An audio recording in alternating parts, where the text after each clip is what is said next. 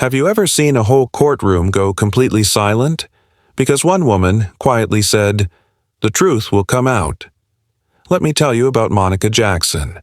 A calm, quiet woman with sharp eyes and a strong heart.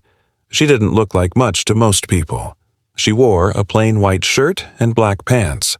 She walked with quiet steps. But what nobody knew was that she had faced bigger battles than this one. It all started one morning in a big courtroom. The sun was shining through the tall windows. The floor was shiny wood, and the air felt tight, like everyone was waiting for something huge to happen. People sat on benches. Reporters, local people, even police officers in uniform. And in the middle of it all sat Monica.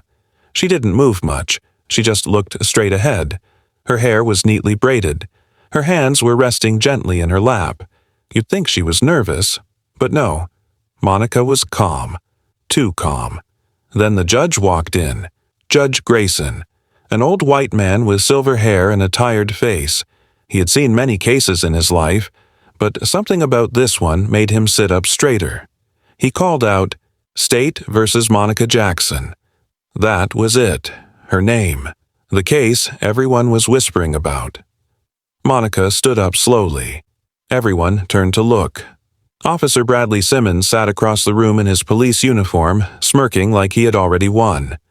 He looked proud, like a kid who just told on someone and couldn't wait to see them get punished. Monica's lawyer, Benjamin Carter, was young, nervous. He fumbled with his papers and gave Monica a quick look. She didn't look back. She just stood there, waiting. The judge nodded. "Officer Simmons, you may take the stand." And so, the officer stood up. He walked to the front, chest out like he was on stage. He raised his right hand, took the oath, and sat down. Then he started speaking, loud and clear, like he was reading from a book. "On the night of the incident," he said, "I found Monica loitering outside a closed shop. She got angry. She yelled. She hit me. She even tried to grab my gun. So I had to arrest her." People gasped. Loitering, hitting a cop, reaching for a weapon? Some folks in the back whispered, "That doesn't sound right." One woman even muttered, "Sounds like a lie."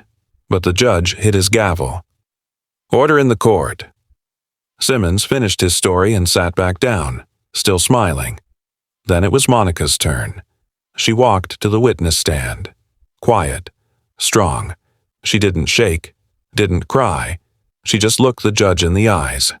The prosecutor, a middle-aged man in a sharp suit, asked her, "Can you explain what happened that night?"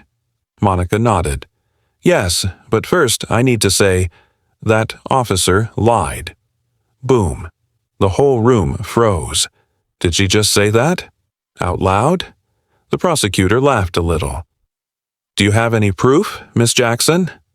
Monica's eyes didn't blink. "The truth will come out soon." Now everyone was holding their breath. Even the judge leaned forward. Monica began telling her side. She had stopped at a corner to check her phone. That's when Officer Simmons came up, flashlight in her face. He asked what she was doing. She said she was just checking directions. Then he asked for her ID. "I asked why," Monica said. "I wasn't doing anything wrong." The officer didn't like that. He raised his voice. Then, she said, he grabbed her arm. Hard. He said, "Women like you need to learn how to listen." Gasps. The judge hit his gavel again, harder this time. The prosecutor was getting red in the face. "Do you have proof of that?" Monica looked at Officer Simmons.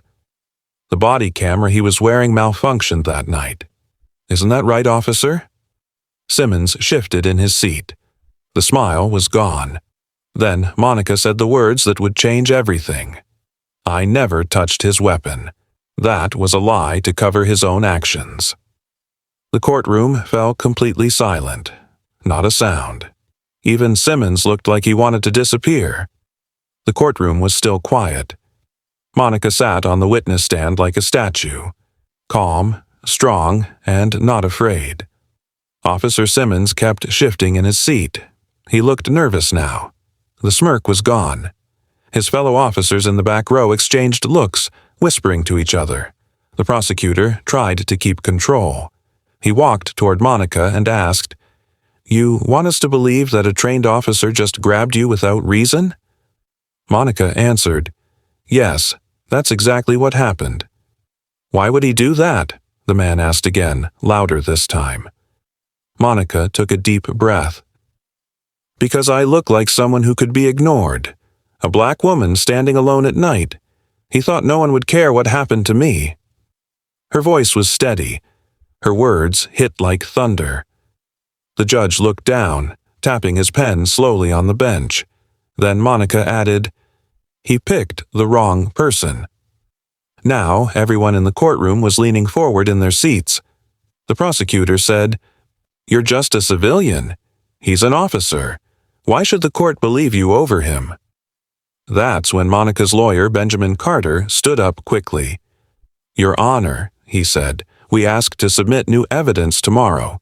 It will explain everything." The prosecutor rolled his eyes. "This is stalling, Your Honor. They're hiding the fact that they have nothing." The judge looked at Monica. She was still calm. "Miss Jackson," he asked, "is there something you haven't told us?"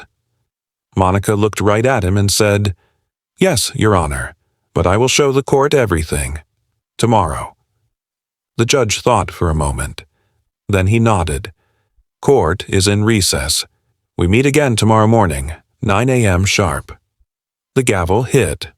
Bang! Everyone started whispering again. As Monica walked past Simmons, he didn't look at her. His confidence was cracking.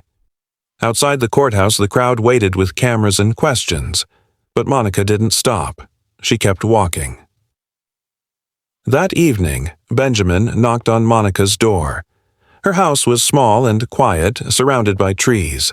A porch light was glowing and the wind was cool. She opened the door, almost as if she was expecting him. She wore a plain navy sweatshirt, no makeup, no courtroom calm. Just Monica. The real one. "Come in," she said. Benjamin stepped inside and looked around. The living room was neat and simple. One photo stood out, Monica in a Navy uniform, smiling with a man beside her in the same uniform. A folded American flag sat on a shelf. Next to it was a medal. "Monica, what is this?" Benjamin asked. She didn't answer right away. Instead, she went to a shelf and pulled out a folder. Old, leather, and a little worn. She placed it on the table. "What's this?" he asked. "My past," she said. "Everything you need to know." Benjamin opened the folder slowly.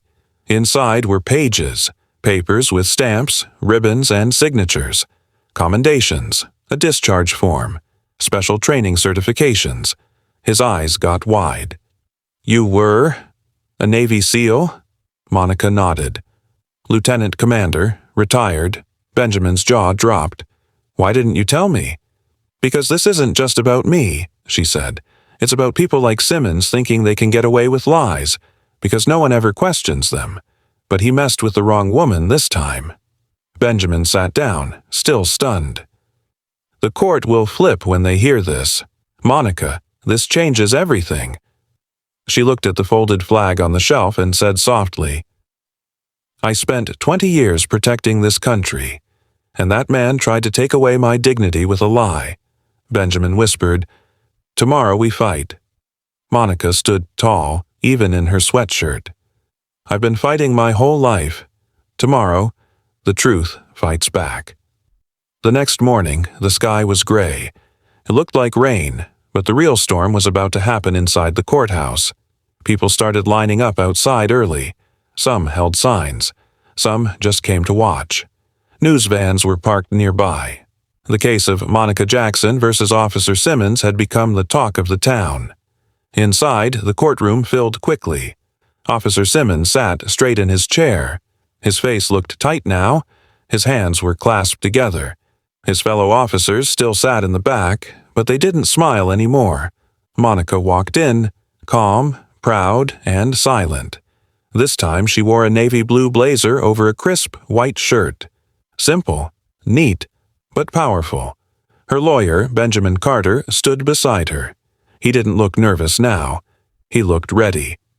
Judge Grayson entered and sat down. "Court is now in session," the bailiff called. Benjamin stood. "Your Honor, we ask to present new evidence and testimony, something that will change everything." The prosecutor crossed his arms, annoyed. The judge nodded. "Proceed." Benjamin walked to the center of the room.